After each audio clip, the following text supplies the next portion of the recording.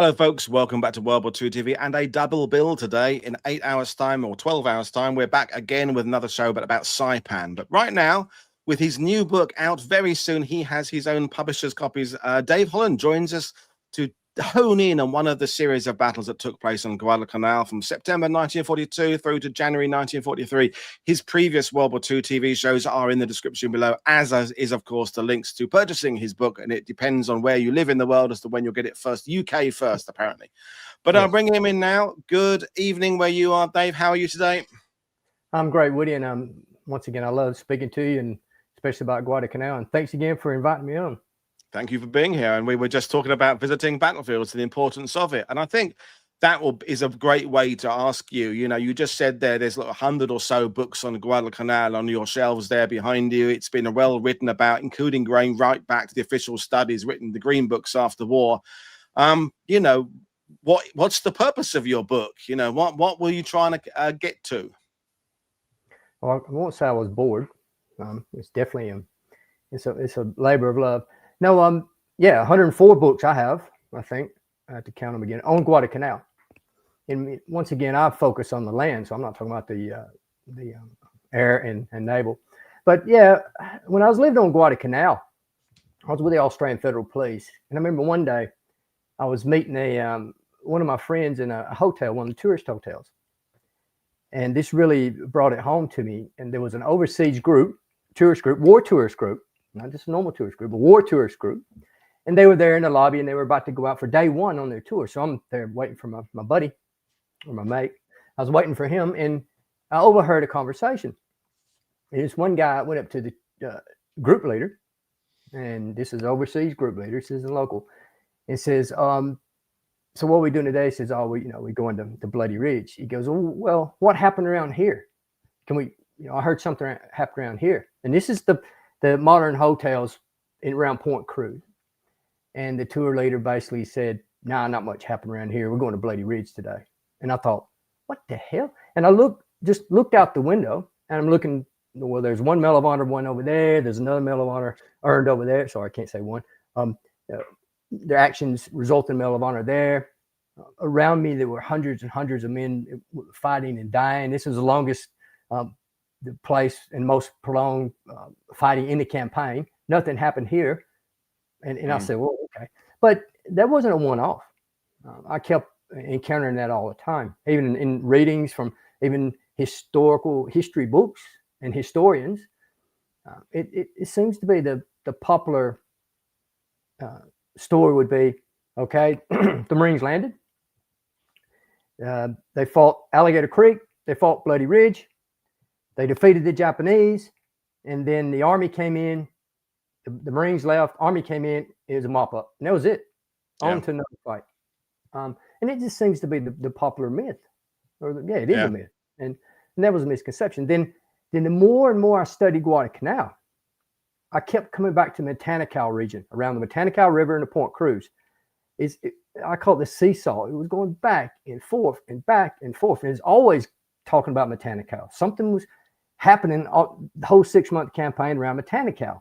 And even in the memoirs, you speak to veterans, they talk about the Matanikau, or they don't want to talk about the Matanikau for certain reasons. It wasn't a good place for them. And well, I'll discuss it a bit later. So, and then I looked at the books that were out there. Obviously, you've got Richard Frank's, the best overall book on Guadalcanal.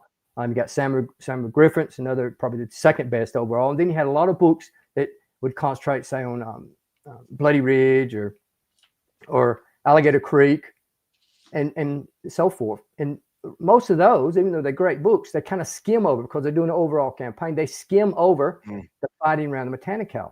And then when I started actually researching the book and writing the book, and I've got my Facebook page, Walking the Battlefield, Guadalcanal Walking the Battlefield.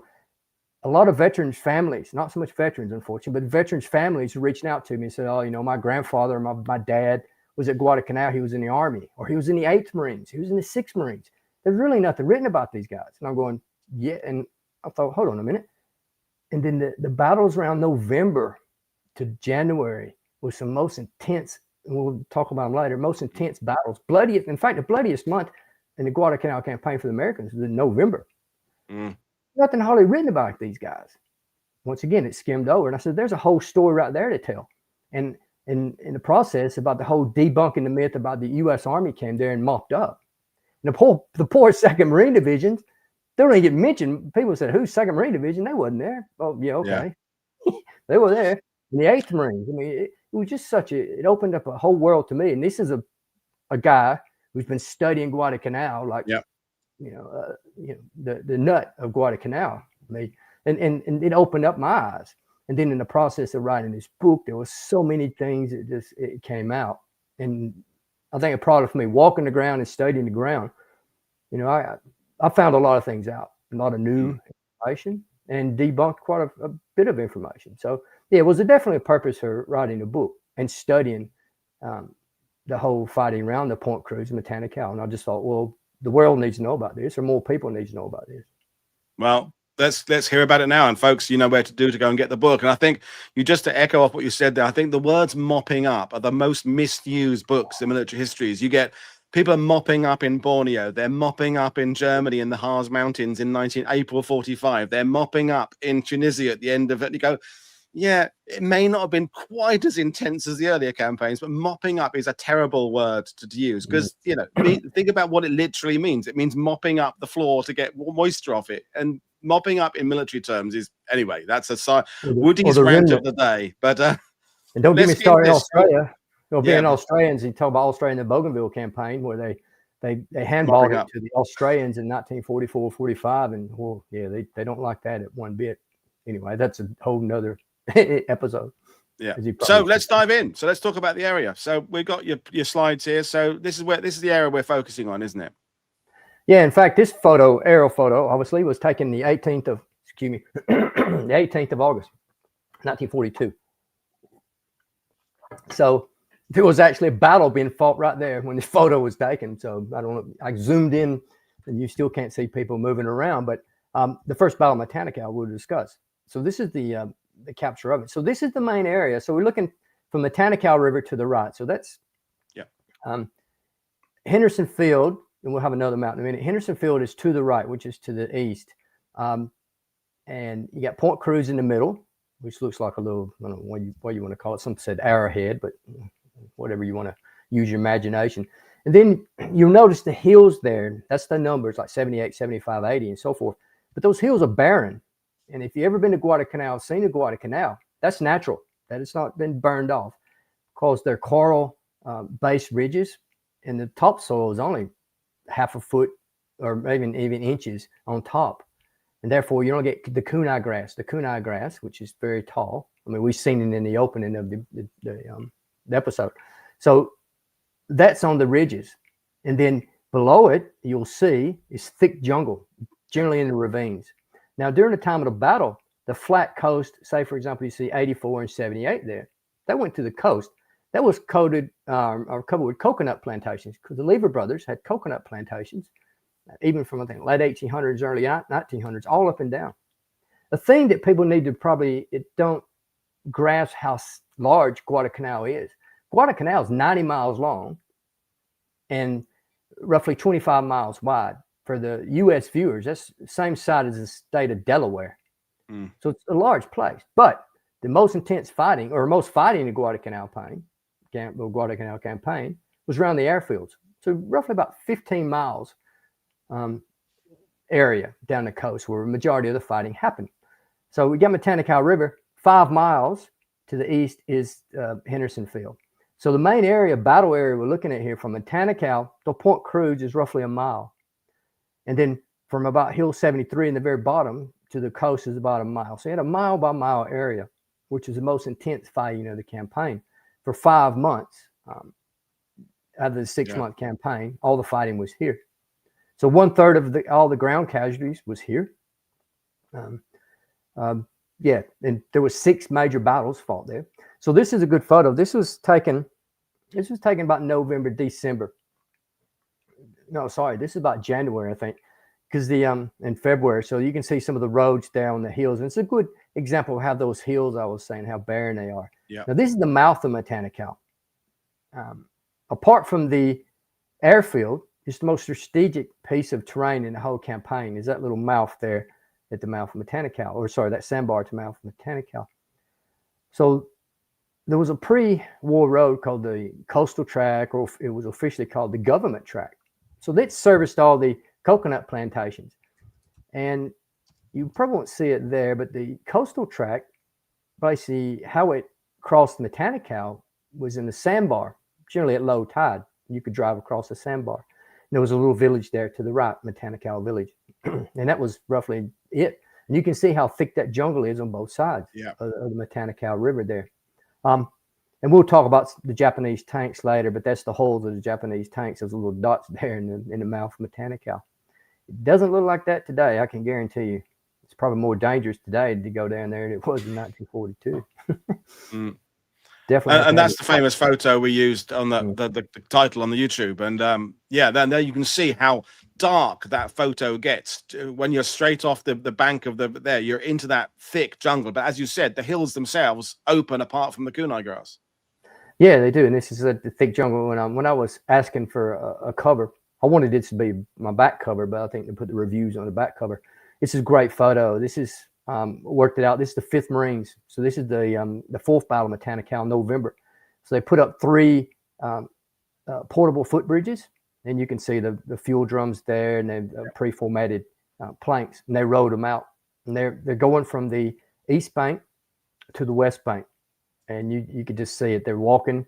They're going into combat, but you can see them. They're going in that foreboding or dark jungle. You don't know what they're going into. So that's a great photo. It is. And of course the defenses as well. I mean, the both sides are using to some extent the terrain where they can. Yeah.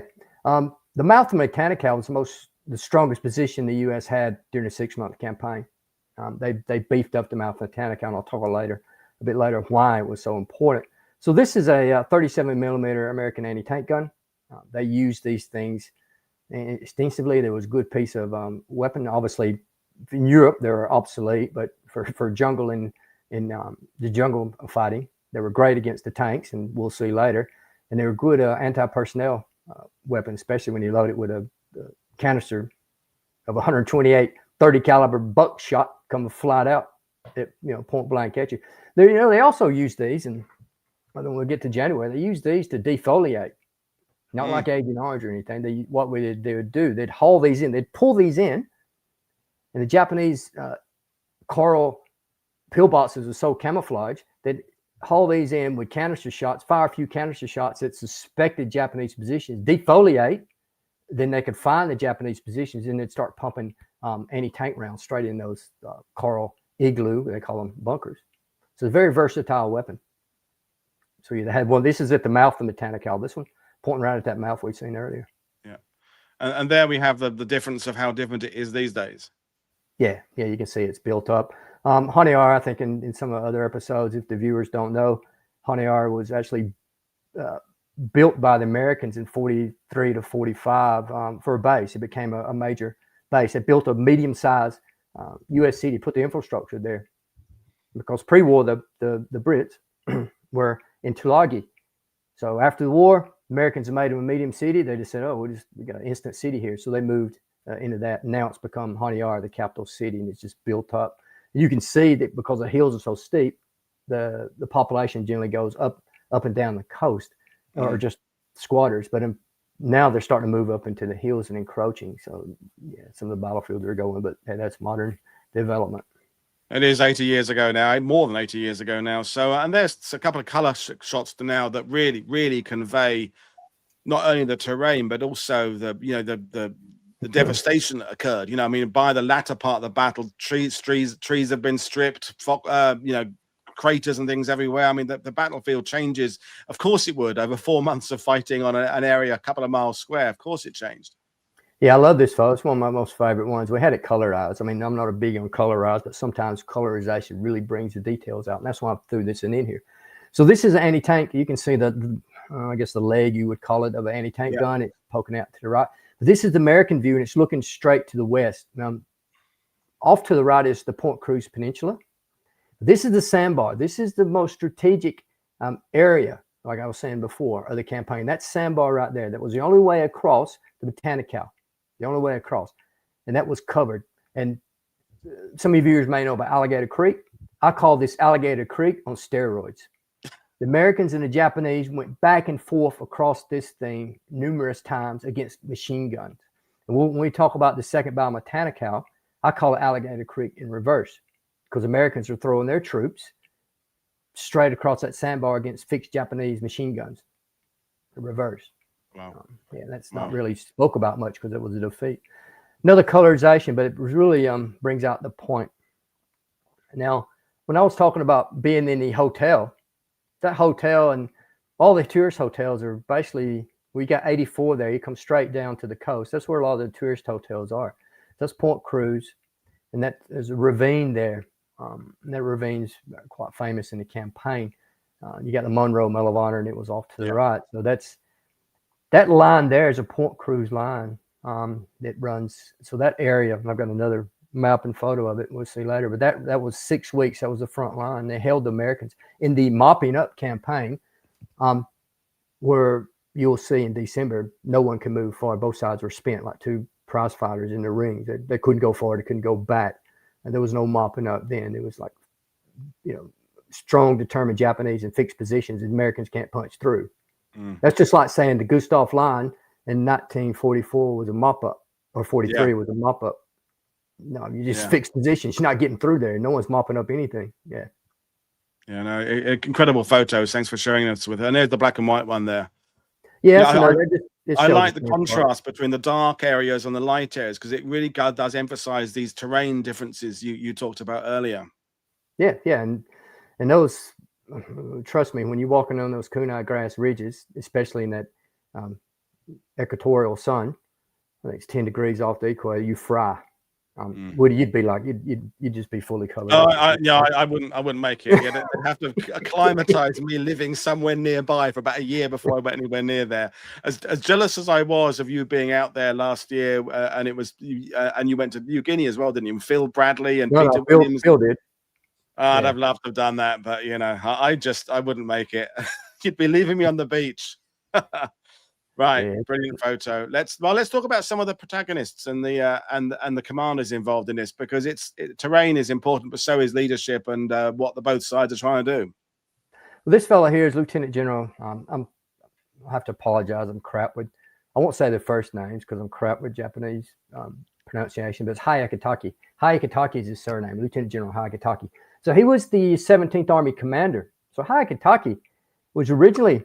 The 17th Army was the first army the Japanese had formed since the war. The December the 7th war had started, and it was mainly to go into Operation FX. They were going to invade Fiji and Samoa and New Caledonia and cut that line off.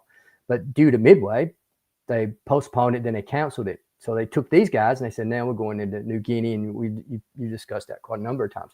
And that was their role. They were going to New Guinea. So he was based at Rabaul.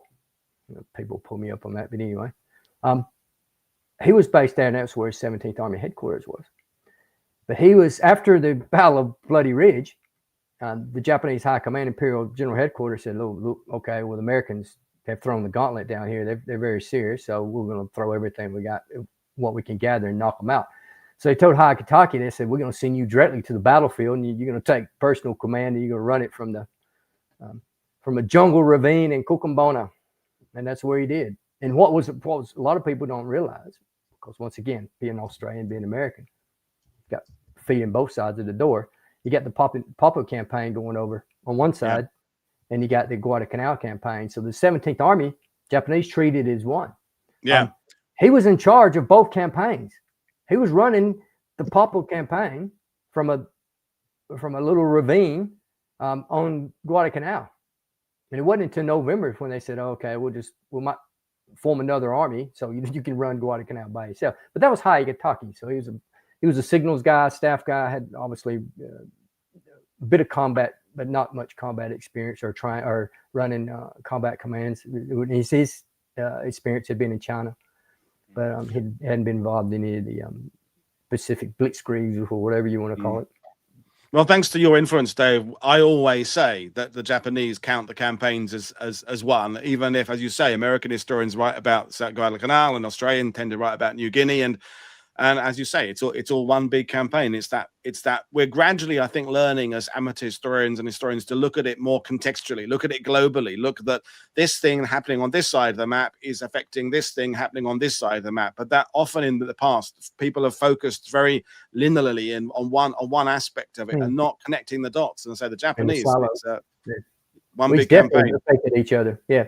So we have some Americans. The guy in the middle, they call him the mole. You can see because when he wore his helmet, they used to call him the mole. But that was Merritt Edson, Colonel Mike Edson. Initially, he was the 1st Ranger Battalion commander, but then in September the 16th, he became the 5th Marines. When, as we discussed before, when I say 5th Marines, that means regiment. So he was the 5th Marines commander. Guy on the right with his hands on his hips or on the back of his hips is Major General Alexander Vandergrift. He was the division commander of 1st Marine Division. Very switched on guy, has strategic insight. He recognized from the very beginning the fight was about the airfield. We're like some of the Joint Chief of Staff, and they still had that old mindset that it's about taking terrain. But he said, no, we got to take the airfield. And he was always pressured. What are you doing? You only get the little airfield. Push out. Take the rest of the island. It's about terrain. He goes, no, it's not about terrain. It's about this island, this airfield from minute one. The guy on the far left, Lieutenant General Thomas Holcomb, he was the commandant. So he came to a visit, and this is October 22nd. We know we can pick it because I know what days he was there. So he was at this stage. He's on actually Bloody Ridge or Edson's Ridge, and Edson's explaining the battle that was fought in September. He's explaining the battle to him. What's unique about this photo? About 6,000 yards away is about 6,500 Japanese in the Battle of Henderson Field heading his way through the jungle, and Americans don't know anything about it. So it's quite amazing. Wow. Yeah. So yeah, that was the main commanders, especially the guy on the right, Vandergrift, and you had Hayakatake there. So they're the 2 main commanders. I threw this photo in because I was limited with photos in a book, and I thought, well, I could capture it's a great photo real quick. Yeah, it's good. Right, so let's go through these 4 plus the Battle of Henderson Field. So the first battle. So there's aerial photo to open things up. We've got a map in a second. So take us off. Yeah. So basically, what happened when the Marines landed, they thought there were about 5,000 Japanese on the island. So there's 2 Japanese naval construction units, and under a guy called Captain Meizu. What happened was when they landed, they didn't expect the Marines to land. So what's Meizu did, he gave orders. He said, everyone grab what you got and head to the Matanikau. So head west to Matanikau. So he had 2 security force companies, a special naval landing force, the Japanese Naval Landing Infantry. And then there was roughly about 2,000 construction troops. A lot of the construction troops just headed 360. They just went into the jungle. But his main security forces all headed toward the Matanikau. So they got to Matanikau, they built a defensive line. And you'll see that red line there, it's the defensive line. They call them guard units. That's the 84th Guard Unit. So they formed it to guard units. So they're at the mouth of Matanikau. So the Marines landed. They had to, they built up because they were expecting the Japanese to do amphibious assault. They had to get their supplies in from Red Beach. They had to repair the airfield. And their 4th priority was to do active patrolling. They wanted to find where this regional garrison went because they knew intel said there was 5,000 of them. Where'd they go? So the guy called Colonel Getchy, he was the division intelligence officer. So he'd made these assessments. So he was basically losing a bit of face. All right. And he's going, we need to find these guys. So they were running patrols, and the 5th Marines were on the eastern side of or western side of the perimeter. So they were running the patrols, and they were getting close to Matanikau, and they were getting some of the Japanese patrols. So one of the patrols went to Mount Matanikau and said, oh, this is a bit of a hornet's nest here. We're getting some fire back. So they'd captured a couple of Japanese, and one of these Japanese basically said, look, we think there's about 1,000 Japanese that want to surrender. Yeah, but I'm skimming the waves here because we can go into so much detail. It leads to the Getchie Patrol, the famous Getchie Patrol. I think we discussed it before. But anyway, Getchie, he takes out a combat patrol, takes the guys out, puts his own men in there. He decides to head down on the other side of Point Cruz to try to find this garrison and speak to them. And that's why he took interpreters, and it's a whole episode in itself. So I don't want to get too deep. Anyway, they've landed a bit short at night, and there's a little white there. It says Getchie location. So that's a location of the Getchie Patrol. So they landed, 25 Marines. It's infamous, famous, or whichever side you're on, episode. A lot of information to it. They were wiped out except for 3 survivors that got back, and they gave the word that Getchie's been wiped out.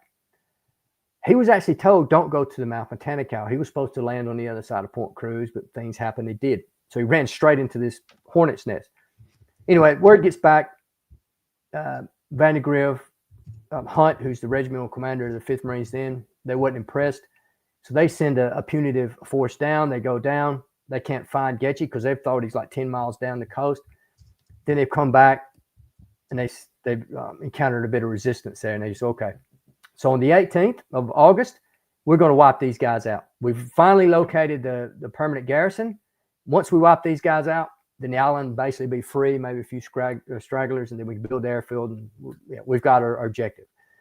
So on the 18th, they sent the plan was B15, or I still use phonetic alphabet sometimes. NATO, and people get up me. Oh, you can't use that. They would call it Baker in those days. Well, I say Bravo. I got my brain housing groups.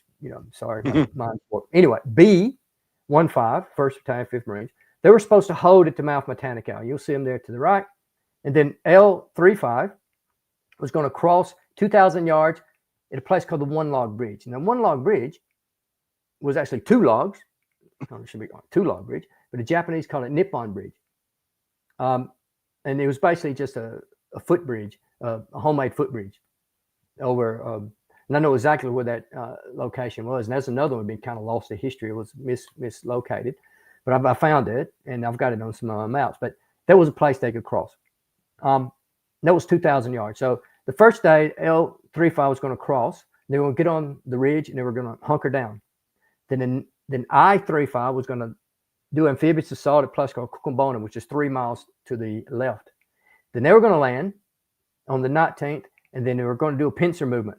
So you had I-35 moving in from the rear. You had B15 hold them at the mouth, and then L15 was going to come over and smash them. So hammer anvil, trap them. So yeah, it started off. L35 moved in. B15 tried to go across the mouth of Matanikau, but once again, they were running into fixed machine gun positions, and they were stopped. So they only could support by fire then. I-35 landed, but there were some Japanese destroyers and a few other things, so they didn't really land and start moving.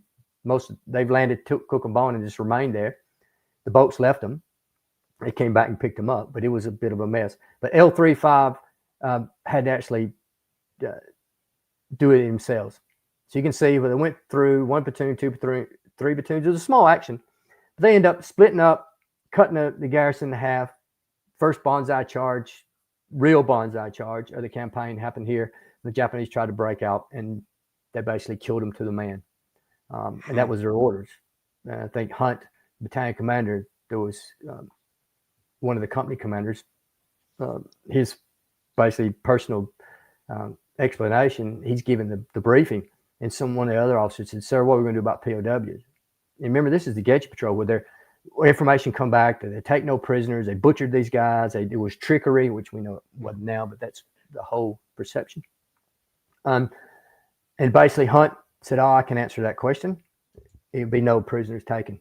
Then this is the colonel, then he steps back. And someone said, "We're going to go down there and teach them manners Marine Corps style." So they went down there and they killed every one of them. Some may escape, but end of the day, that's done and dusted. They've won First Battle of Matanikau. This was taken on the 18th. You actually see the village, and the village is still there at this stage. On the 27th of August, they burned it.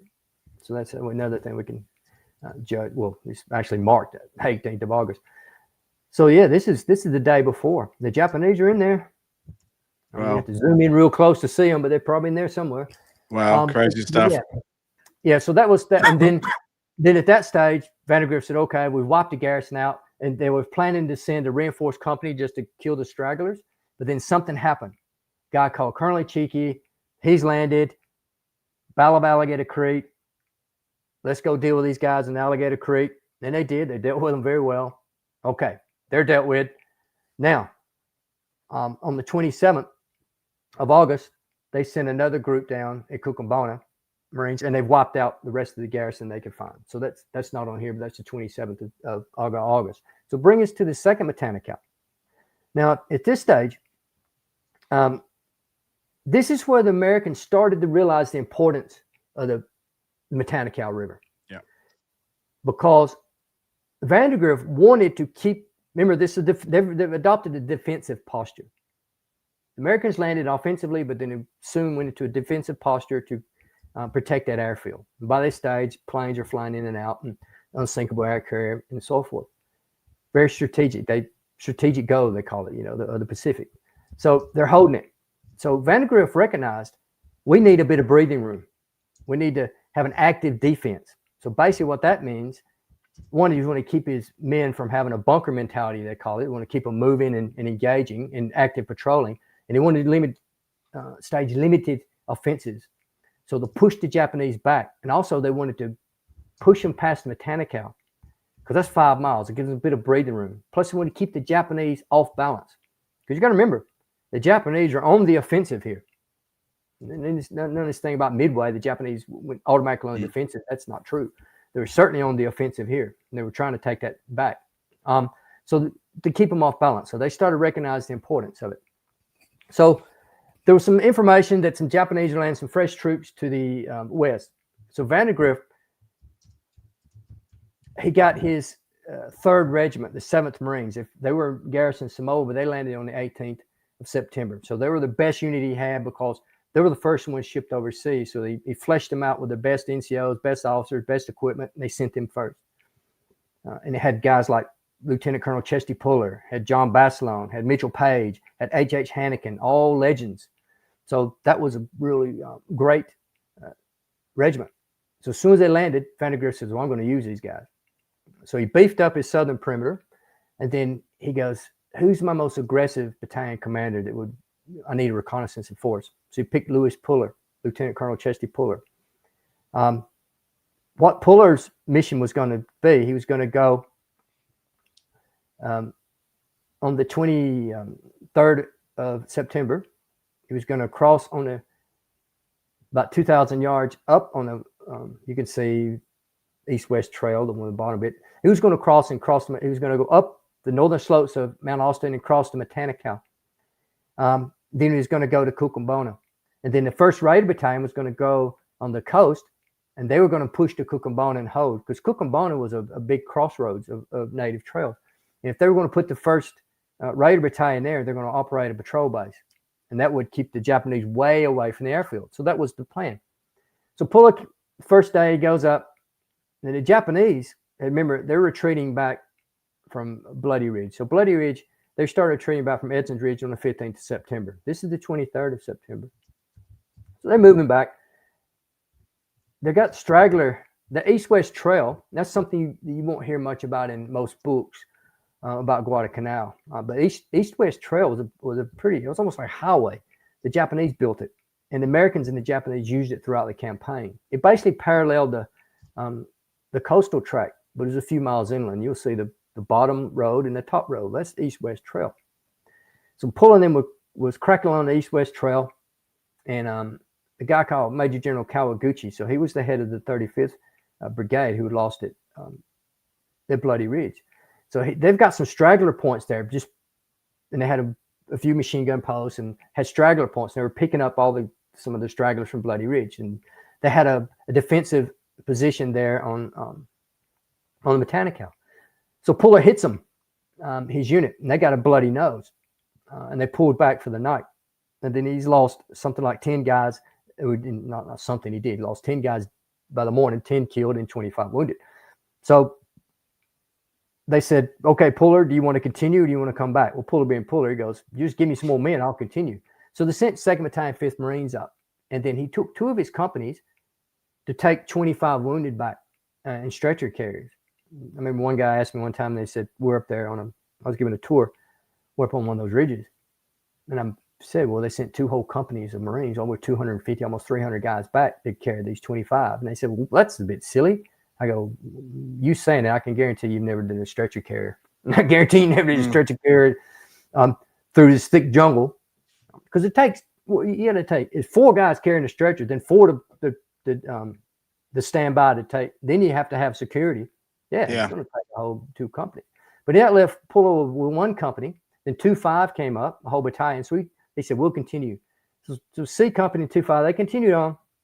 And they went to the Matanikau, and he went up.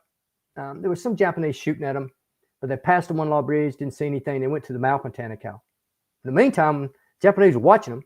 They've sent a whole company across behind them. They said, we're going to cut you off. Then Puller, he goes, let's send the 1st platoon across the mouth of Matanikau. They send the 1st platoon across the mouth of Matanikau. They get shot up. We're mirroring, and he's mirroring Ichiki at Alligator Creek right now. They said, these are fixed positions there, sir. And he goes, send another company over. This reversal, Alligator Creek. Send them over. They get shot up. So at this stage, I won't go into too much detail. But anyway, at this stage, they're in a pickle. They sent Edson up. He's taking charge. So and his raiders come up. So they said the next day, what we're going to do is we take the same plan that worked at 1st Matanikau. We're going to use 2-5 to hold them at the mouth. We're going to take the raiders. They're going to move upstream. They're going to cross at One Law Bridge. And that's just why I can tell when an author's never been to Guadalcanal, because on this battle, I've read some of them say, well, they're going to cross and just go straight down the west bank of Matanikau. If you've ever been to Guadalcanal, you can't walk down the west bank of Matanikau. There's a big friggin' hill there, 73 and 78, unless you can fly, have wings. But you got to get up on that hill, and it's going to take you probably a good 3 hours to make it to the village. So it isn't that nice and easy. East bank's got a nice trail, but not the west bank. And then the remnants of what the crew that took all those guys back in 1-7, which is Puller's old battalion, they're back at the perimeter. They're actually watching and getting their weapons right. And they were just given a quick warning order. They said, grab the boats. You're going to do an envelopment, and you're going to land at Point Cruz. So on the first day it happened, so on the 27th of September, they've tried to push across from Matanikau. They get hit again. The raiders are trying to cross at the One Law Bridge. Remember, I said the Japanese had sent a unit up. There was a natural bottleneck. They end up stopping the raiders, killed the raiders' executive officer named Major Ken Bailey, who had earned the Medal of Honor. Sorry, when I say earned, people get mad when I say earned the Medal of Honor. Can't say won, can't say earned. Anyway, they earned said it, right? Earned, yeah, awarded, exactly. Received. Yeah. I'll say award. Well, officially, he's supposed to say awarded. So anyway, he wasn't awarded there. He was later. Anyway, for his actions on Edson's Ridge 2 weeks earlier, he didn't even know he was going to get the medal. But anyway, he was shot and killed. So they were stopped there. But this time, fog of war came in. The Japanese had an air raid, and it just happened to be the shells fell straight on the command post. And confusion. They've landed, and it was under the executive officer named Ortho Rogers, the 1-7.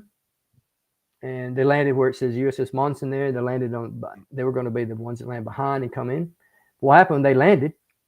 They couldn't see any Japanese because the Japanese were at the mouth, and there was a fresh Japanese battalion to their left, to the west. Anyway, they got up on the hill 84 looking around. Mortar shell came in, cut Ortho Rogers in half, severely wounded a company commander. Then the fight was on. And these guys were trapped on that ridge. Long story short, the guys couldn't get across Mount Matanikau. The raiders couldn't get across the river. You had a whole battalion. Well, some reports say it's 500. There was 398 of them. They're stuck on that hill. And that's when you had the guy called the Coast Guard Sigelman, third class. First class, sorry. Douglas Munro. He would had the boats that dropped them off. Yeah. Now he's coming back. So the USS Monson was the destroyer. So they came in. You've had an SPD dive bomber, Dale Leslie, flying around, signaling, sending radio signals back, or he flew back and everything. Anyway, the destroyer came in, laid fire on both sides. No, that's not correct. It's not the Japanese 4th. It was the Japanese 124th. But then 17 was up on 84 and then moved away out. Monroe, there was a tank ladder, which is a landing craft, was stuck on a sandbar. Monroe put his landing craft between that, doing covering fire, and in the process he was killed, and he died, and he was posthumously awarded the Medal of Honor. And 17 got out. So this is the major, really the biggest defeat, the solid defeat that the Americans established on the island during the campaign was the Second Matanikau. They got a bloody nose. Yeah, so that's the ravine. We'll go that in a bit later. We'll go to this third Matanikau. Yeah. Right, here we go. Third. Now, this to me is the most important battle in the campaign. Now, the Japanese, like I said before, after Edson's Ridge, in fact, the 35th Brigade that fought Edson Ridge was going into Port Moresby. I think they were going to go to Milne Bay. So all the resources that was going into Poplin campaign was all diverted, because this is, especially after Bloody Ridge, Guadalcanal became the main target and the main primary objective for the Japanese, which they didn't really want. They wanted to concentrate on Port Moresby, but they told Port Moresby to hold, I think, on the 15th of September, and let's just deal with these Americans here. So they were scrambling to get forces, and they got the 2nd Infantry Division. They started landing. The 4th Regiment of the 2nd already landed. So the rest of them come in. Major General Murayama was the division commander, and Hayakitake, the army commander, had arrived in the early weeks of October. Well, Hayakitake actually landed the 9th. Murayama landed a bit before that. When I say 17th Army, it's about the same size of a Western Corps, so it's not like an army size. But anyway, they landed. And now the Japanese are starting to, they had a plan. Their plan, they knew they had to suppress the airfield, right? Because they couldn't land big transports during the day because of Cactus Air Force, which is the American air power, which sink their transports. They were landing fast destroyers at night. They could get in and get out when the Americans didn't rule the night. Americans ruled the day. So they thought, we had to suppress this airfield. How are we going to suppress it? So they said, what we'll do is we'll land large artillery, 100 millimeters to 150 millimeter cannons and howitzers. And what we'll do is we'll push across the mouth of Matanikau and form an artillery base. And then from an artillery base, the mouth of Matanikau, we'll be able to start putting a lot of lead down or shells down on Henderson Field and suppress it. Once we have that airfield suppressed, so this was all the big plan under Yamamoto and the rest of them in General Imperial headquarters. Once we have it suppressed, then we'll do a fast convoy of transports. I think they had 6 large transports, just full of troops, ammunition, supplies, tanks. I think tanks come in seaplane tenders, but they had enough because they were slow. They come the fast convoys, but they weren't fast enough getting in and out at night. So that was the deal. Suppress the airfield. Once we have it suppressed, then we can offload everything. Then we'll do a major assault and take this island back.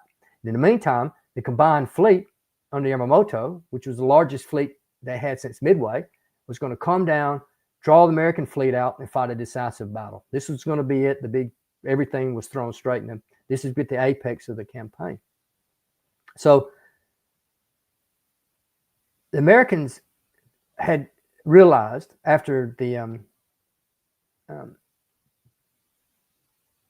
so we're at the 3rd. So sorry. They'd realized that the importance. I already talked about that. So they had a plan to take it once and for all. They got their nose bloodied in the 2nd Matanikau, but Vandergrift said, no, we're going to go back. We're going to go back with everything we got to. We're going to do this the right way. Because the 2nd one wasn't planning right, and there was a planning on the fly, and they really planned this. In fact, this is the planning team. They're planning for the Matanikau. So you had a guy pointing, that's Colonel Thomas, Jerry Thomas, who was the division's chief of staff. I call him the brains of the division. Guy sitting on the steps with a cigarette looking down. That's Merrill Twining, Lieutenant Colonel Merrill Twining. He was the D3, the planning officer, very smart guy. Thing about Vandegrift, he had some very smart switched on staff around it. The guy squatting, I call him Mr. Matanikau. That's Colonel Bill Whaling. This guy was everywhere. He's the guy squatting down there. He had a group of scout snipers. The guy with the big long pipe in the back is the 7th Marines Commander Sims, Armor Sims. I don't really know who the guys to on the right. I have my suspicions, but I can't narrow it down. There's another D3 planner, the guy on the very back there looking down. But yeah, they're planning for the 3rd Matanikau. So what the 3rd Matanikau was going to be, remember the Japanese had plans too. They were going to do an offensive on the 8th of, their offensive was planned for the 8th of October, the Japanese. The initial offensive to take they call it the right bank of the Matanikau, but it was the east bank. They were going to seize the east bank and they were going to put the artillery there. So they knew the importance, and they knew they had to grab the mouth Matanikau sandbar because they're going to bring their tanks in. That's the only place a tank could cross and heavy equipment could cross at the mouth Matanikau. There's no bridges at this stage. So that's very important. The Americans realized it. The Japanese had realized it at that stage too. So they're going to take it. So their first offensive was planned for the 8th. Americans' offensive was planned for the 7th. So their offensive was they're going to go in with the 5th Marines under Edson. They were going to hold the mouth Matanikau. Once again, it's the same plan, 1st, 2nd, and 3rd. And then the Whaling group with 3rd Battalion, 2nd Marines, the whole 7th Marines. 1-7 and 2-7. So you had basically regimental size. They were going to sweep upstream, cross at the One Log Bridge. And you see those 3 blue arrows. What they were going to do is there's 3 distinctive ridge lines. Each battalion was going to peel off 1, 2, 3. And then they were going to, you can just see how they're going to do it. They're going to cut the Japanese off at the mouth. And they had to do it quick. And that was, once again, it's just like first, just like second. It's just trap them, destroy them. So the Japanese plans, they were pushing Kawaguchi. They said, look, put some guys across there. Now we know the Americans are going to take it. So he says, look, I'm not going to put my guys across there. And what are you saying? They're just going to be artillery and air fodder. That's what he says, targets for the Americans. They said, okay. Anyway, he put a token force there. But when the 4th Regiment landed initially, they sent them up there. They were pretty aggressive. So they put a forward unit, you can see in the top right, and they pushed it up about 500 yards. They had a reinforced company. Then they dug in to secure it, waiting for the rest of the regiment to come in and take up position. So this was their moment. The number one thing, they had to take that artillery spot. Americans had to deny it. So the Americans got to jump on them. So they pushed in. They didn't expect the Japanese to be on that side of the river. They caught the Japanese in a pocket. The Japanese were fighting pretty hard. And the 5th Marines had a pocket for basically 2 days. The heavy rain started pouring in, which delayed the Americans' attack. So Vandegrift had to have a good, he thought about it. Thomas says, look, the Japanese know we're here. They already escaped. He goes, no, we'll still do it. I'll just wear it. Anyway, the next day, the Japanese were trying, they didn't know what was going on, because they're trying to do their own offensive, and the Americans just smashed them. Thousands of Americans comes pouring over the river, and you could just see how the Japanese command, I'm talking about my book, they were just so confused. They just know what the hell was going on. Anyway, the Americans come in. Most of the Japanese did escape. Sorry. But they basically destroyed a Japanese battalion. And this was going to be one of their main assault units for the upcoming offensive in late October. That was the day. And what the Americans did, the very importance of this, they seized the Matanikau.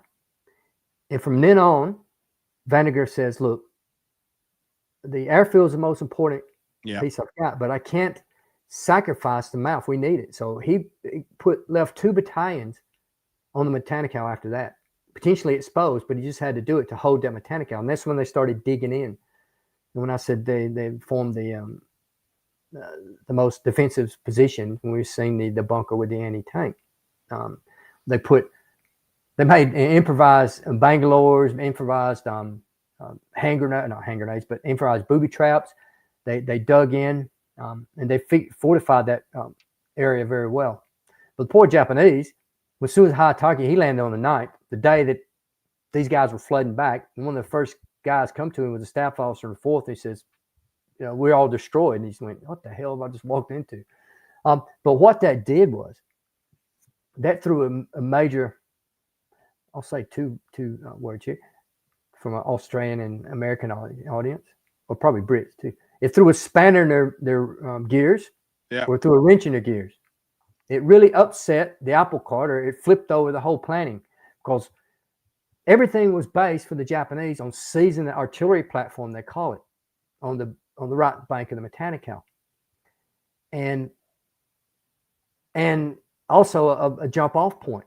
So they didn't have that drop off point or jumping off point. They didn't have the base. What they did was, when they landed their heavy artillery, then the heavy artillery had to fire all the way back from around Kukumbana, which was 10 miles. And for the 150 millimeter howitzers, that's max range. That's max range. They were hitting the airfield. They started hitting the airfield. They started hitting the airfield on the 13th of October. But if you know anything about artillery, and I've got the account by one of the battery commanders, the Japanese battery commander, he said they only fired about 30, 40 rounds per gun before the breeches went out, because they're firing at max range using a max amount of powder that puts a lot of pressure on the breeches. And it just started burning them out, started breaking, malfunctions, and started breaking down. And contrary to another myth that they had the pistol peaks, which is the collective name for all their artillery. They wasn't in the hills. They wasn't in caves. They wasn't in caves with like the guns of Navarone. Had a little play set when I was a kid, guns of Navarone. Little Germans, and then we had the steel doors that would open. Maybe some of the ones, but not here. I didn't have it, but my friend did. I was jealous of him, but yeah. Cool. I loved it. I also had a little Alamo set too. That was I must have been a rich kid or something. Anyway, so basically any piece from a 37 millimeter anti-tank gun all the way up to 150 hit the airfield was pistol peak. They did later bring some 75 millimeter man packs and 37 that shot from the mount, or shot from the base of Mount Austin, and some people think they were the pistol peak 150s, but the 150s and 100s never got no more than 300 yards or meters off the coast, because they had artillery tractors and trucks that would move them back and forth. But anyway, that was the whole importance of this, because it stopped their planning. Yeah. So then it went back to Yamamoto, and Yamamoto said, how am I going to get my fast convoy in? And that's when Yamamoto come up with he goes, well, we'll battleship bombard them. We'll blast them out. And that's how he had the night of the battleships, or the bombardment, they call it, from the 13th to 14th of October, which was, we're talking like 973 14-inch rounds landing in 80 minutes in a period, in a small area. Probably, they said, one of the most intensive saturations that any American military has been through in history. That's what Richard Frank says, and I tend to believe that. It was just saturated, and it did kind of suppress it, the airfield. But they followed up. But that was the whole importance of this battle. So what happened then? So I think if you go to Henderson Field, Woody. Yep, we're doing Henderson Field now. And again, folks, just remind you, there's far more detail. I can see Dave straining against going down not unnecessary, but rabbit holes that there just isn't time to do today, because you're being very disciplined, Dave. But back to the field. So the Japanese, because 3rd Battle Matanikau stopped them from the 7th and 9th of October, they said, okay, what are we going to do? So they come up with a couple of plans. We got a guy called Lieutenant Colonel Soji, and Soji's, you probably spoke about him before. He was a very deviant, mean, sadistic bastard, really, but very excellent planner. He is very interesting, if you want to say that. But he was here, and he was they sent him from the Imperial General Headquarters. So they had a planning meeting. Had Kawaguchi, had Hakataki, who was the army commander, and Murayama, which is the 2nd Division commander, and Soji was there too. And they said, what are we going to do? So one of them said, let's just continue with our plan. We'll just shove across the mouth of Matanikau and bully our way through. Soji actually came up with what I thought was the best plan, to go down the east-west trail, to do a diversion holding attack in Matanikau and go down the east-west trail, and then hit the western side of Lunga. And you'll see in the middle there, it has Henderson Field, but there's a series of ridges which people don't know about because they were never fought over, but they were very strategic. They're called Kuma Ridges. The Japanese call them Kuma, Bear Ridges, or Bear. And that ridge is on the other side of the airfield of Lunga River. If you took that ridge, you could put direct fire weapons on that, and you can dominate both those airfields, which are Fighter II and Henderson. And the Americans are very afraid of that because they took the whole 1st Marine Regiment out when the 164th Infantry, the U.S. Army, came in, and they put them up on those ridges, and they dug in. I mean, it would have been a hard fight, but that was the Japanese plan. And Hayakitake said, okay, but I've got another plan, because the Japanese staff officers had been up on Mount Austin, and they looked out, and they thought a route. They could go around Mount Austin through the jungle to build a road and come in and hit the Americans on the southern flank, where they didn't think the Americans had many troops. And that's the 2 arrows on the right. And that was their bold plan.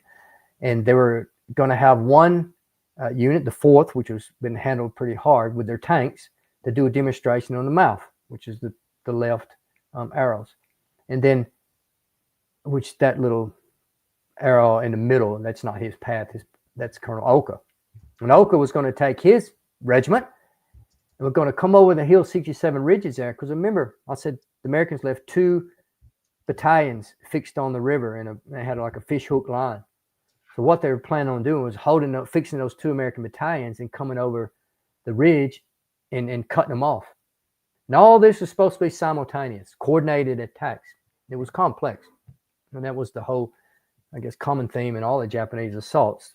They're supposed to be coordinated, look good on paper, but they never coordinated. They couldn't coordinate it for a number of reasons: terrain, interfighting amongst the bosses, and communication and things. So, basic Battle of Henderson Field is supposed to be coordinated. Kept getting delayed because they got to push their way through this jungle. The Americans didn't know they were coming, so they didn't expect it, because what the Americans had done, and that's what Vandergrift was counting on. He says, well, I won't beef that line up on the south that much, because I would use the jungle is my ally. He says, any force that come through that jungle will be treated so much. By the time they get to my lines, we can handle them. And, we'll build a heavy fortified line. They did. So I'll take a step back. Now, the Americans, the Marines, the 1st Marine Division, when it landed in August 42, was the most powerful division in the U.S. arsenal, apart from a tank division. Because I remember, this is the first amphibious division the Americans had. You had 19,000 men with its own tank battalion, with its own raider battalion, with its own parachute battalion, 2 engineer battalions, a beefed up artillery regiment, whole special weapons battalion, whole defense battalion, 19. And so it's designed that way because all encompassing all arms. So when they land, and that was the way it was designed. So say for U.S. Army units that have attachments, attached core attachments or whatever, but this is ingrained, an integral part of the division, all built in. So they had this artillery. So Pedro Deval was Brigadier General. He was head of the Marine Artillery. So what they figured, the Japanese, their main attack would be across Mount Matanikau, because that's where the Marines said that's where they're coming. So we built it up. So what they did between Point Cruz and Mount Matanikau, they pre-registered 4 artillery battalions, 75 and 105 millimeters. And when they pre-registered them, you got to remember, there's 4 battalions, like 48 guns. 48 guns covering an area about 1,000 yards long, about 500 yards wide. They interlocked ladders to fire up and down, overlapping, and they pre-registered it. So you got to remember that. this whole area is pre-registered, ready to smash the hell out of anything. So when the Japanese supposed to coordinate it, they didn't. They finally postponed the attack to the 23rd. They're supposed to be like the 21st, 23rd of October. So if you got another map that shows the tank attack, I think I have that one. So the tank attack, Sumiyoshi, General, he was supposed to, this is supposed to be the diversion attack. Oka's supposed to attack. So Oka didn't attack. Sumiyoshi didn't get the word because it was delayed one day. So Murayama said we delay it. The word didn't get back to you. There's always one guy that doesn't get the word, but this Major General didn't get the word. So he sent his guys piecemeal straight across. Captain Mieta, which was the, I've got their diary. I got a Japanese historian gave me all the, he sent all the in Japanese, all the unit, which was good. I mean, no American that actually used these, as far as I can tell. But there's a history of the first tank, independent tank company, which was these 9 tanks. It punched across or tried to. Captain Mieta was the company commander, and they'd done some probes a couple of days before. One, they're just testing out the sand to see if a tank would go across it, and 2, they're testing out the American defenses. So they tested out very quickly. One got kind of bogged or stuck, and the other one got hit with anti-tank rounds real quick, like a day before. So they pulled back. So Mieta goes, I don't think we should lead to the general. The general says, plans already been made. Tough. You have the honor of leading us. And he goes, oh, okay. Because they want to do filleting tactics or filleting tactics like they did in Malaya. You know, the Japanese love to go down the line of communication with their tanks or fast like they did in Malaya. And then hopefully the enemy force on both sides will just wither on the vine, cut the communication. That's what he wanted to do. He said, send the infantry first and we'll just shoot across like we designed. No, Captain, you have the honor of leading this assault. Okay. So they led the assault. They pushed across. Only 1 tank made it. The rest of them got stuck. 1 tank made it. He crossed over. There was a Marine bunker there. So one of the Marines, who's a follower on my Facebook page, his dad was in one of those bunkers. Wow. And I've got his diary, and it's pretty good. And the tank came over. The Marines were in a machine gun bunker. They got the hell out of there. Tank came in, crushed the bunker, but there was it got caught on it. He was using a bunker to climb the bit of the seawall, and it got caught. This guy called Private First Class Champagne, this follower, his dad was in the same bunker with him. Champagne takes a grenade, throws it in the dolly wheel, blows up, and something you won't read. It was only from this veteran. Champagne loses his hearing, he blows his eardrums out. The dolly wheel, the driver panics. The Marines had a self-propelled 75 millimeter half track. It was dug down in the ramp. It was covered it too. So they said a great feat, it's all pitch black dark, the great feat of driving ship, you could say. This tank's trying to get the hell out. So the half-track driver backs out in the dark, pulls the half-track, point-blank range, and fires like 3 rounds straight into the tank, kills the commander, kills, I think, the gunner. The driver's still panicking, backs it off into the surf in the ocean, and then they're done and dusted. They're out of there. And that's the only tank it made it. And by this time, there's an infantry company in support going across the mouth. It's getting shot up. There's another battalion in their assembly area. You got to remember, between Point Cruz and Matanikau. Remember what I said before about the artillery ladders? They went to town. They fired 6,000 rounds, overlapping, and basically wiped that whole battalion out. What was left of them? There wasn't much left, apparently. They said the Marines had to move their lines back a few days later because of the stink coming over, the smell. Wow. One unit, a little arrow there, tried to cross and they got shot up too. So that tack was gone. This other one to the right happened the next night. That was Colonel Oka. Colonel Oka's still trying to find his feet, trying to push through. They're stuck in those deep ravines and they just can't coordinate. When they finally coordinated, this was the night of the 25th and 26th. This is when you got a guy called Mitchell Page, and he earned a Medal of Honor up here on this ridge. And there's little stars in my book. I got the little stars where the Medal of Honors were earned. So instead of attacking with 3 battalions, the Japanese, these are all piecemeal. They attacked with 1 battalion, 1 company at a time in columns. Boom, boom, boom. And the Americans just chewed them up. At one stage, Page was the only guy on his little knoll there, running back and forth between machine guns. And of all the Medal of Honors on Guadalcanal, there's 21. Yeah. Including the air and naval and land. In my opinion, and I've studied them all very, very deep, Page's Medal of Honor was to me the most amazing actions of any of them. I think you said that in the Medal of Honor show you did. I think you said that, didn't you? Yeah. Yeah, I probably did. At least I'm consistent. Well, good. And spellbinding as well. People are loving this. And yeah, so I'm corroborating myself. You are. Brilliant. Are we moving on? What an amazing photo, by the way. That is so cool. Yeah, so this is from the Marine position. Obviously, the tanks are dead. Yeah. There's Point Cruz on the other side, and you can see they didn't make it. And now, in my research, I think one of them was taken out by one of those improvised anti-tank rounds. They're never credited with it because one of them was taken out by artillery, but the artillery wasn't hitting on the sandbar because that's too dangerous close to the Marines. They're hitting back. And the sergeant's account I was reading, he was an engineer that designed those. He thinks, and the damage was consistent. Most of them were taken out by 37 millimeter anti-tank and the 75 millimeter SP. But yeah, they're there. And then in the November the 13th, they're all blew up. That's my Alabama done blown up. They were all blew up because the Marines had moved back, and they thought they were going to infiltrate snipers in there, or machine guns, and that's why they blast them to bits. I've got a photo of them in my collection, actually from a bunker, and they're showing them blowing them up. So it's a pretty cool photo.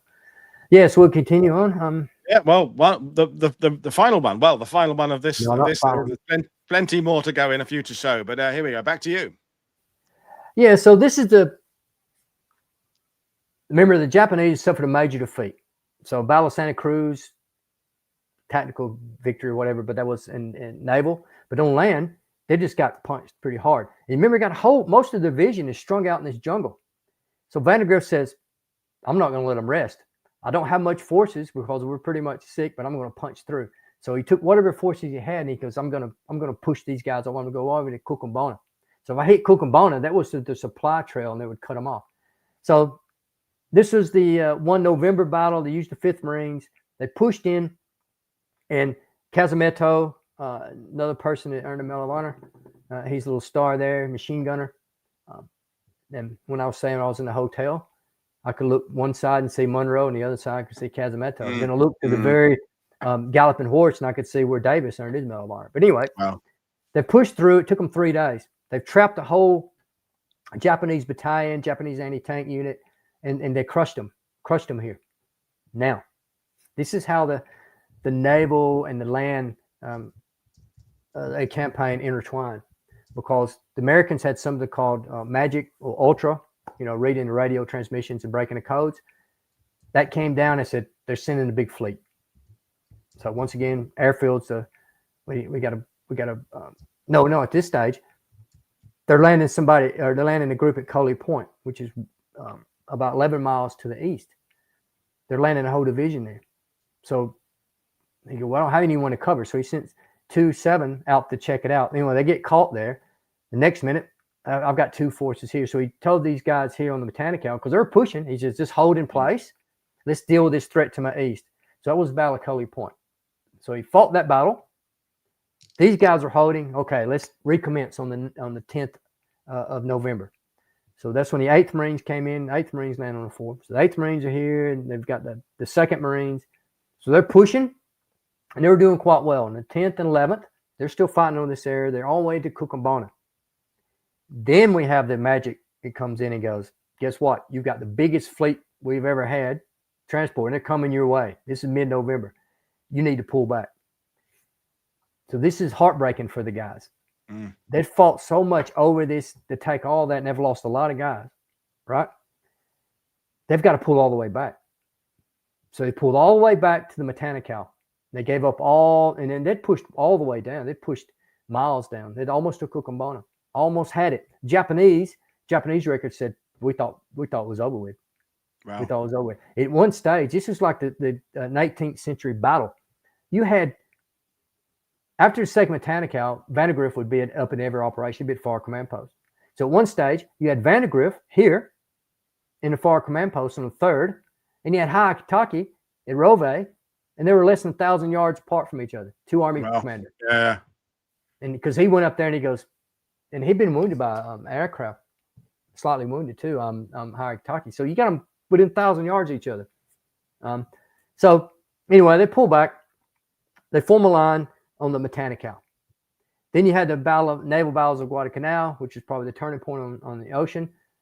Destroyed that whole Japanese convoy coming down. That was their 3rd attempt. So now we're going to the 5th battle of Matanikau. Yeah, we just got that aerial there as well. Yeah. So that's the 4th when they trapped them in there. Yeah, and that's the actual from the once again I used the aerial photos are roughly around that same time. Yeah, it shows how the terrain was. So the 5th Matanikau, now we had the U.S. Army come in. So the U.S. Army going to use 8th Marines, 164th Infantry, National Guard unit, and 182nd, brand new unit, National Guard unit. They're Massachusetts, all part of the Matanikau Division. So this is really the first time, this is kind of an Army planned operation. So once again, it's like the Army, they're going to do, they will use a lot of artillery, a lot of supporting arms, a broad front, nice slow progress. They're going to build up their supplies and do it properly by the book, straight down. And they were going to use roughly, what they're going to do is they're going to push across Matanikau, grab that first line, which is heavy fortified. That was going to be the first objective line. They're going to use their green unit, only been there a week, the National Guard guys, first time in combat, and they were going to grab that first because they didn't think the Japanese were at the Matanikau, because the Japanese wasn't. They put dummy positions there because they knew that the Americans would hit them artillery. They'd moved back and had a fixed line, heavy fortified line on that, using those ravines and using the reverse slope positions. And they really dug in there. So Americans pushed across, had one Marine company secure it, the area. Army came in.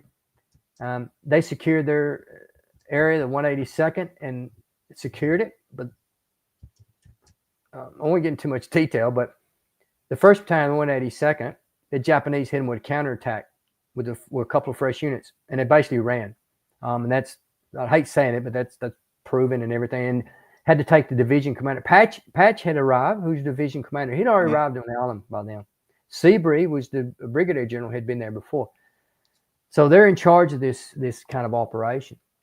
So they pushed them back, and then the Americans pushed them, got the positions back. So now we have 18th and 23rd. So they brought the 164th, and these are the guys who held at Henderson Field, and they call them the 164th Marines. So they've been fighting pretty hard. So they pulled back in reserve. They weren't impressed. They had to go and bail the 182nd out. So they've moved up, and a lot of artillery, pre-bombardment, and they're just going straight down in those draws and just taking cross-compartmental, getting hit with inflated fire from, the Japanese. They designed their positions, light machine guns, to fire down the ravines and inflated fire. Then they'd have the knee mortars, which is grenade launchers, and the rifles in the other areas. And they chopped them up. And then they said, okay, we're not even going to get to Kukumbana. We just need to grab this line. Let's just send the 8th Marines in. The Marines would do it. They sent the 8th Marines in. And once again, they had to do the same way. And they just got chopped up too. And that ended on the 23rd of November. So at this stage, that ended. They're right there. That's for 6 weeks, that became the front line. For 6 straight weeks. And then we went into, so that's the ravines. This is looking on Hill 80. The Americans attacked down that and across.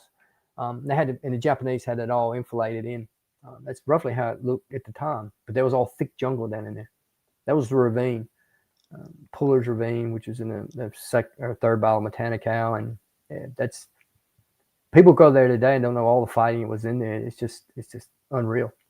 Yeah. So now we're looking at the terrain, but we're not, as you said earlier, we're not considering the heat, we're not considering the humidity, all that stuff there, the lack of enough water, I guess, all those variables. Water is a big one. Yeah. We're not discussing today, but yeah. So December, basically what happened was like 2 prize fighters in both sides of the ring. They're offensively exhausted, both sides. The Japanese were holding out. They still were waiting for another division to come in. They were going to do another offensive, but they were in a holding action as best they could. Supplies were going down. They were getting sick. They were basically starving, but they're still determined, dug in those holes. So General Patch, on the 9th of December, took over from Vandergrift. So the 1st Marine Division by the end of December had left. The 25th Infantry Division was supposed to go under MacArthur in Australia. But Major General Harmon, who was the Army commander in South Pacific, was begging and pleading. He goes, these guys need to be relieved. So they diverted the 25th Infantry Division under Joe Collins, which is, to me, that stage, the best division commander, I'd say. Yeah. Definitely Army had. I would almost say Marines had in the Pacific at the time. Later be Corps commander, as we know, in Europe. But they diverted Collins' 25th, and they landed. And they were They were landing, one unit, the 35th landed in December. The rest were coming in January. The rest of the 2nd Marine Divisions were coming in January, because you already had the 2nd Marines there and the 8th, but the 6th Marines were coming in, and headquarters and a few other things. But what Patch was going to do, he's going, I don't have enough forces here. They're all offensively spent. We can't defeat the Japanese. The Japanese said, well, we can't go on our offensive either because we need reinforcements. So both sides were in a holding action in December. So the front line at Matanikau and Point Cruz turned into some of the Great War, World War I. You had trench raids, you had sniping, you had mortar fire, machine gun fire, and it just a fixed line for 6 straight weeks there, back and forth. Both sides were offensively drawn. That's another bit of misinformation about the campaign, about the whole mopping up and it was over with. Americans couldn't push forward in December. They were spent. They didn't have any forces. So as soon as, that's why when the 25th landed, they were only there a week, because both forces knew that if a fresh unit spent more than a week on Guadalcanal, they start deteriorating. Their offensive capability starts deteriorating. You know, the heat, the diseases, the sickness, the conditions will start degrading a unit. So that as soon as they landed, they wanted to land them all in one hole and then send them on the offensive. And that's how we had the Mount Austin offensives, which was on the upper Matanikau in January. But the Marines on the 13th were on that line. And then you had the 8th Marines and the 2nd Marines. They were going to do the coastal push on the 13th. So they started doing the coastal push. Once again, this is the 5th Battle of Matanikau. No, sorry, this is the January offensive. So we're off to Matanikau now. So this is the Marine, this is Point Cruz to the right. So this is their fixed line for 6 weeks. And during December, different units will rotate. I mean, the Army 164th was there, then the 8th Marines, and they rotate back and forth. But the 8th was pretty much spent. But the 8th Marine said, look, we've already tried this in November, go cross-compartmental. We got whacked. We need to do this a bit smart. So I call them the innovative 8th.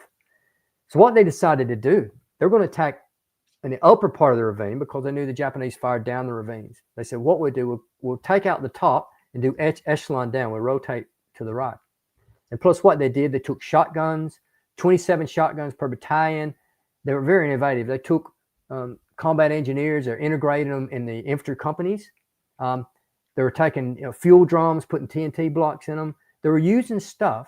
They were really starting to get what you would see in the rest of the Pacific with the corkscrew and blowtorch. They were developing them here on Guadalcanal, the 8th Marine.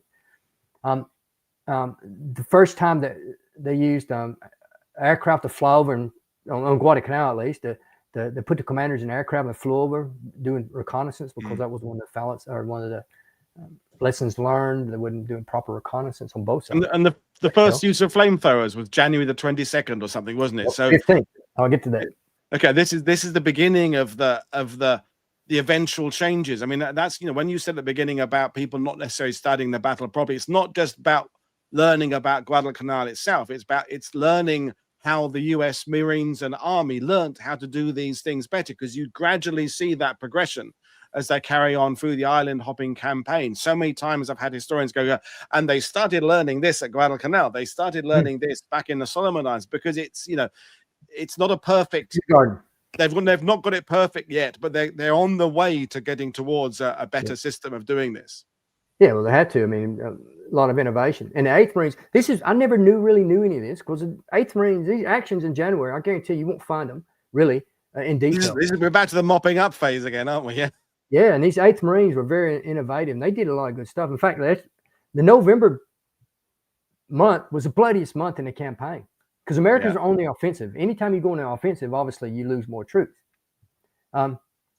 So, yeah, the 8th Marines, it took them a while. It took 3 days or 4 days to push the Japanese. Now, remember the Japanese on 31st of December, the first, I think, edict that the emperor ever said, withdraw, the evacuation orders were coming down.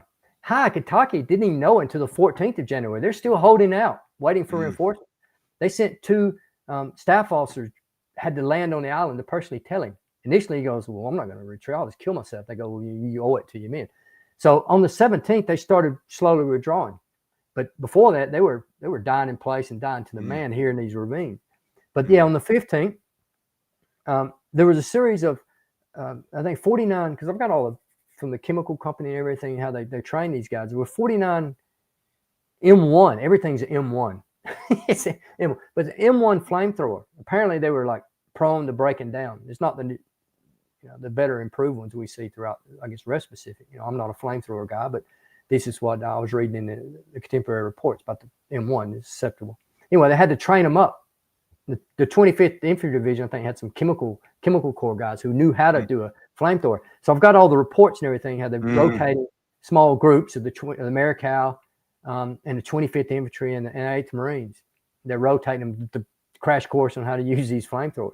So on the 15th, the 8th Marines, 18th, which is the engineers of the 2nd Marine Division, it took, I think, they took 4 flamethrowers. The Army had some flamethrowers up in the Gifu at Mount Austin at the same time, but one broke down, and their regimental commander says, look, because they're going in close, and they said, well, they're targeting our guys, and it's the first time they ever used them, so they didn't use them because they thought it was too dangerous. But the Marines used them. In reports, they took out 4 bunkers, and they would get very graphic, and then they killed, like, I don't know how many, they said they could hear them frying in there or something like that. They're very graphic, and these are the message logs. They tried to use tanks. Once again, tanks in Guadalcanal, this is all the very beginning. They kept breaking down. And in fact, they used tanks there at Point Cruz in one day. But then what they did was they just brought up half tracks. They're firing them 75 millimeters off half tracks point blank. And those little 37 millimeter anti-tank guns, they were using like 9 or 10 or 12 of those things, just blasting away there. And what they would do, they'd get behind the Japanese bunkers. Once they took the supporting rear bunkers out, then they could work on the front ones. And you've got whole reports of, we got thermite grenades. These are brand new. Bring them up. Means you can. They were using fuel drums with those TNT blocks. They were using a bunch of them. The reports at the end of the day, send 50 of them up. Send everything you got. And they were jury rigging them, and they were just rolling them up between the bunkers and then blasting them out. But they're using a lot of innovation techniques. But that after the 18th of January, then basically the fighting around the Matanikau Point Cruz area ended, and that's when you had to push to the coast, and the Japanese are fighting a rearguard or draw to get to Cape Esperance. And then the first week in February, they withdrew about 11,000 of them. Wow, which is cool, because once again, the Americans thought the Japanese were coming in with the 4th large transport unit. Yeah. Well, it's been a masterclass, Dave. We had one particular question that very early on that I'll put to you. Marks and Sparks says, is there any hill feature or hill battle on Guadalcanal that roughly resembles the Dancing Elephant Hill described by James Jones in the Thin Red Line?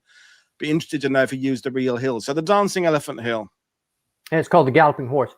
So James Jones was in the 2nd Battalion of 27th Infantry Regiment of the 25th Division. He fought on Galloping Horse Ridge. That was in the November, from November the 10th to November the 13th offensive.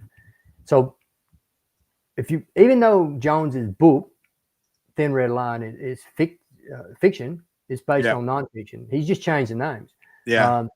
They changed the names of the officers. He's pretty much spot on what he did. I mean, I've got his service records and everything.